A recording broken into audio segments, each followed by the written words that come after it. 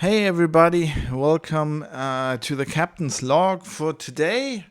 It is almost 8 o'clock at night. I'm just out of the shower, back from a run in the icy rain, and I feel a bit better now. I was feeling pretty down today, mostly because of there's been a constitutional court decision in Germany yesterday about the whole pandemic measures and whether they were justified.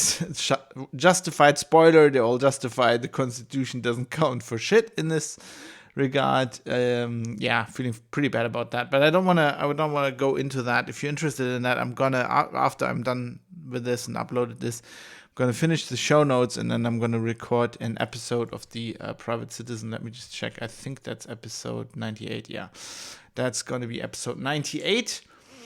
I'm going to explain everything there, so I don't want to get you down here. In good news, this arrived yesterday. This is the old water mill from BlueBrixx, which is a fucking huge not Lego set. 2,632 pieces. It's going to be massive. I haven't built anything like that in almost 30 years. And I will try to do, I will schedule a stream or several streams where I build this. I have no idea when yet. My schedule currently is just jam-packed. I normally, especially like this week is really bad. I've got I've got work to do. I've got deadlines. I've got some things I have to do for relatives and stuff like that, which adds on top. And then on top of that, I would usually work through the weekend with a workload like this, but I can't because there's going to be some, it's, you know how it is. It's almost Christmas. There's all these relatives that want to come visit and all that kind of stuff. So so it's pretty bad. There's going to be a lot to do next weekend. I'm probably gonna go to Hanover for a day or two because I'm hosting an event. I'm hosting a panel discussion, which was supposed to be an in-person event, but I think it was supposed to be like the speakers were in person in a studio, and then you'd stream it, which I think is I like people being there, but it's basically the best of both worlds. But now everybody's afraid, and now probably most of the speakers won't be local. I'm gonna go there, I think, unless they tell me not to, unless they blow the whole thing. I don't know. But I'll be going there. But I'm not afraid like everybody else seems to be. Oh my God, the Omicron variant, we're all gonna die. So anyway, I'm gonna have a busy week next week as well. So I don't know. I don't even know when to. I'm trying to get like a game stream going. Play some Tarkov with Jonathan, who is I think cheating on me with other people, which is understandable because I haven't played Tarkov in a month or so. I still have a podcast to edit. Speaking of Tarkov, it's horrible. I want to break a bread. Really, I haven't made a bread in ages. Don't really have time to do that. It's just all over the place. I did some writing today, and also I spent some time working on my manuscript for my book, like putting some of the stuff I've written for NaNoWriMo, which is just in a file, right? Putting that in a manuscript because I need to edit that at some point. And yeah, I talked to a friend of mine, which was really cool. She's a self-published author, a friend from school, which is pretty cool. And I drained her brain a little bit about self-publishing, and that was extremely helpful. Obviously, she knows a lot about that. And I think I have a plan, but first I need to finish the book, which is going to be the harder part. I'm gonna have to figure out somehow to get booster vaccination. I was not gonna do that because, of course, the last two I was out for 4 days, 5 to 4 days, the first one with vomiting and all that kind of stuff. And I was kind of like, I'm not going to do that because I'm relatively healthy. I'm not afraid of anything, but I was not going to do that until they force me. And now they're forcing me. It basically looks like they want to change it so that the vaccinations are only valid for like 6 months. And I got mine in August, the second one. So that would mean that it runs out in February, which probably means, so my wife and me haven't had a holiday. We had, if you're counting holidays where neither of us were working, we were both always working. There's only 2 days we had this year where we actually away from home and we weren't working. So basically no holiday this year. And so we want to really do one like next year, February or something. But I'm foreseeing that I can't do that if I don't get a booster shot. So I'll have to do that. There's all these Sabaton concerts I want to go to. If they let me, I'm foreseeing they're only going to let me do that if I get a booster shot. So I'll have to somehow get that sorted on top of everything else. And then, of course, I'm hoping it's not going to happen, but I'm expecting to be out for 2 or 3 days again.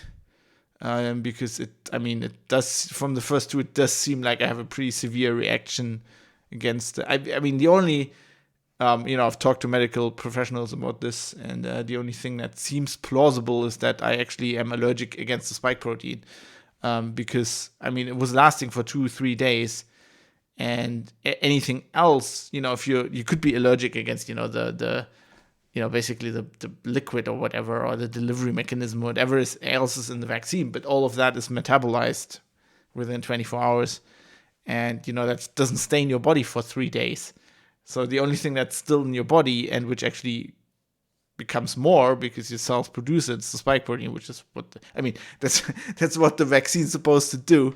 It's just a bit dumb if you're like have a severe reaction against that spike protein. I'm pretty sure that means, I don't know, we don't know that, but like I'm hoping that means if I ever get the actual virus, my body will have the same reaction and I will get like immediately high fever and it'll deal with it. But who knows? But yeah, so I'm gonna have to sort that out. I'm gonna have to sort out a haircut before I go to Hanover because I look like shit. It's yeah, life is fun right now. Pretty. There's just a lot of stuff happening. So yeah. So just in case I'm missing one of these or two, you know what's going on. I'm slaving.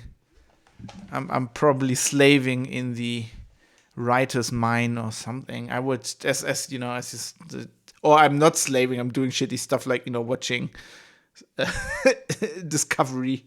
I talked about that yesterday enough. I don't think I have to go into that again. Oh no, I did actually. Yesterday. I talked before I saw the episode. Right, I did like a pre-rant. I think. See, I can't even remember anymore. It's like it's all blurring, and I think I did. If I did, nothing has changed. It's horrible. I watched 2 episodes. Sorry, I have to keep playing with my hair because I'm just from the shower and it's drying now, and I look like there's a bird hatching on my head. Wait, we can solve this problem. Here we go. That's why I have hats everywhere. Yeah, so it's horrible. It's like it's as bad as the first 3 seasons. It's probably even get worse. And what winds me up about it is, there's 2 things. I was talking to my wife about this. She's like, "Why do you care?" I mean, I understand you're watching it because they're paying for it, and why do you care? Why don't you just turn off afterwards and write it? I said, well, one reason is because it's my youth, right? Star Trek is literally, I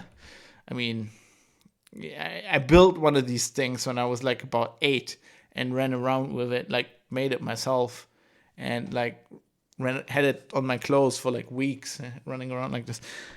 I mean, that's why I got bullied in school, obviously. But it's Star Trek's a huge part of my life, and it hurts me for them to to what I perceive as drag through the mud.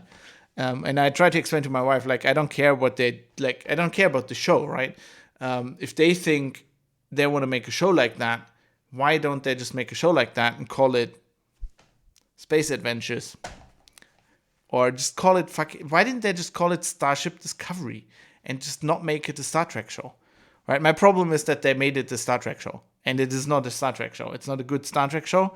So it'd be okay if that was just a show. I wouldn't watch it. I wouldn't care. I wouldn't probably even review it. But because it's a Star Trek show, it's like really close to my heart automatically. And what winds me up about it is that they want to make their own thing, but they're not confident enough in their vision to make a thing. They have to slap Star Trek on it because that brings them an audience, right? Without Star Trek on this show, nobody would watch this fucking show. It would probably never have gotten greenlit. So they have to slap that on to get the audience, and they get the audience, like me, and then we complain, and then they're like, oh, butthurt. Why don't you watch something else? No, because you made it Star Trek. You made it you made it a problem. It's your responsibility because you're making a show and it's shit. And the other thing that winds me up about it is just I don't want to dig anybody on this show who has anything to do with cinematography or special effects, because that is stellar. Like, technically, this, like, from the craft, not the craft of writing or even the craft of, let's say, costume design, but from the craft of cinematography and special effects, this show is absolutely fucking amazing. One of the best thing about it is it's 21:9, and I have an ultra wide monitor, so I'm watching it on my TV because I can't watch it on the TV, on my screen here on the computer, because I can't watch it on the TV anyway. Because I could actually, because I bought it on Amazon, but that didn't occur to me. But it looks amazing. I watched it before on the screen. It just looks amazing. Got this curved ultra wide screen. It just looks brilliant. And so I'm watching this and I'm thinking to myself, I'm thinking back to my youth. I'm thinking back to Star Trek: The Next Generation, right? Where they had some good scripts, they had some good actors, some not so good actors, but they were basically making up for it by sheer charisma or something. I don't know, but they had that, and then they had nothing. They literally had fucking plastic and paper mache. If you watch the first season of TNG and you look at the planets, you can literally see it's a paper mache wall, and you can see where they painted the sunset on it. It is so bad. It is so, and you watch it today, you watch an episode of season 1 of TNG, which is like fucking wooden as fuck, and Patrick Stewart is walking out like this because he doesn't know what he's doing, because he's not into the thing yet.